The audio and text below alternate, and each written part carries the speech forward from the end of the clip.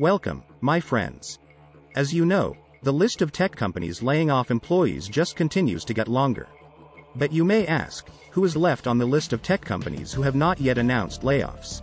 If you follow this channel, you know that I mentioned 3 names still on the no official layoffs list: Apple, Google, and Amazon. Well, guess what? That list just got shorter today.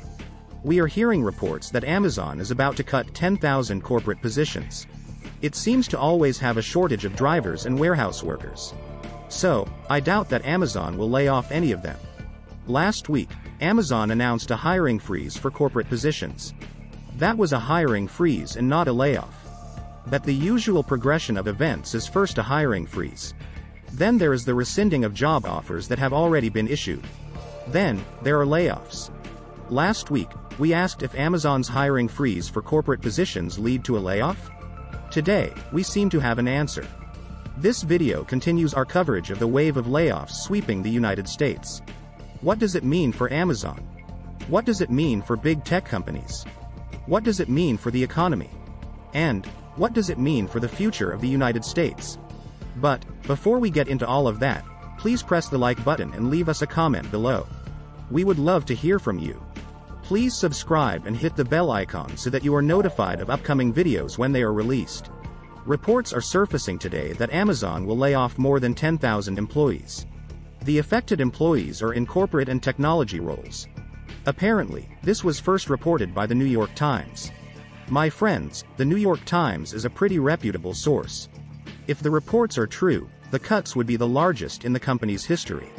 According to the report, the layoff would primarily impact 3 segments of Amazon's corporate employee base: the devices organization, the retail division, and human resources. 10,000 positions would be less than 1% of Amazon's global employee base. It would be 3% of Amazon's corporate employees. Amazon did not make a spokesperson available to comment on the layoffs. As you might imagine, the upcoming holiday shopping season is critical for Amazon. Normally, Amazon values organizational stability, especially during the holiday season. If you recall, last week, Amazon announced a hiring freeze for corporate positions. Like a lot of other big tech companies, Amazon went on a hiring spree during the COVID-19 pandemic. This seemed to make sense at the time because a lot of people were working from home. Access to brick-and-mortar stores was highly restricted. And many people just did not want to risk catching COVID-19 through what they saw as unnecessary contact with other people. As such, Amazon had to keep up with a pandemic-driven increase in online shopping. But since the pandemic has come to an end and the economy has opened up again, Amazon slowed headcount growth. Now, many consumers have returned to physical stores. And as a result, growth of Amazon's retail business has slowed. That is a major shift from the years leading up to the pandemic. We have all become accustomed to high double-digit growth from Amazon. And from a lot of other big tech companies, for that matter. But as things stand right now, Amazon's retail business is no longer much of a growth business. And Amazon is not the only tech company whose growth has declined to pedestrian levels. As you know, some tech companies actually have flat-lining or declining revenue. For example, Netflix revenue actually shrunk for the first half of 2022 before showing slight growth in Q3. And, of course, Meta has reported declining revenue for 2 consecutive quarters and is probably headed for a third. Amazon aggressively cut expenses across the company amid fears of a recession. If you follow this channel, you already know the economic narrative of the times. Inflation is raging in most countries around the world. Central banks around the globe are aggressively raising interest rates. Consumers are feeling less confident. And they are cutting back on discretionary spending. Amazon has actually cut warehouse space. In fact, Amazon has also canceled new warehouses that were on the drawing board. It has cut some experimental projects, like robots. And Amazon closed its telehealth service. New Amazon CEO Andy Jassy is showing that he is a very different CEO than previous CEO Jeff Bezos. Of course, Jassy ascended to the CEO position at a different day and age with different economic realities. Amazon's headcount grew only 5% in Q3 as compared to Q3 of last year. So, that is quite a slowdown for Amazon. Amazon has 1.54 million employees worldwide. But, most of those employees are warehouse workers. And that is after Amazon actually cut its workforce for the first time in years in Q2.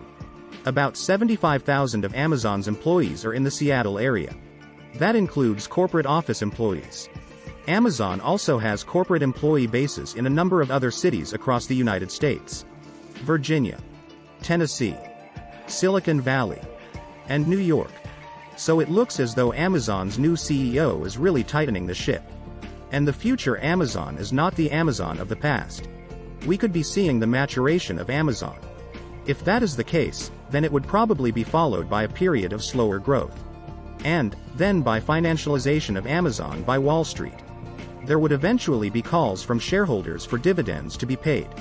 And, in fact, I think that is the future course for a lot of big tech companies whose growth has slowed. I guess only time will tell. And, if you follow this channel, you probably already know that tech companies are sensing weak macroeconomic conditions. It is fair to say that Q3 earnings were weak or weakening in most companies, aside from oil companies. Consumers' budgets are getting tighter because of having to spend more on gas and food. So, consumer discretionary spending is weakening. Corporate marketers are cutting their ad budgets, especially online. And ad revenue is the lifeblood of many big tech companies. You probably all remember from the round of Q2 earnings announcements a few months ago.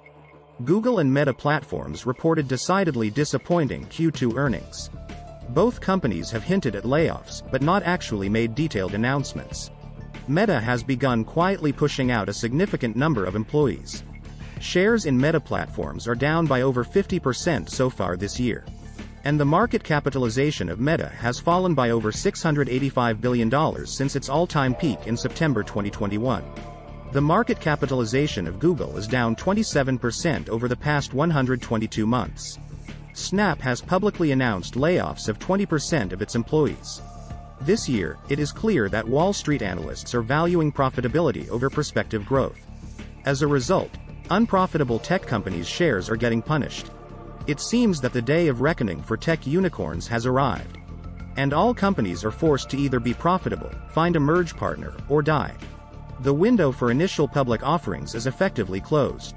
That is why some Wall Street investment bankers are predicting a wave of tech mergers later this year. But, what do you think? Please leave us a comment below and hit the like button. We would love to hear from you. Please subscribe and hit the bell icon so that you are notified of upcoming videos when they are released.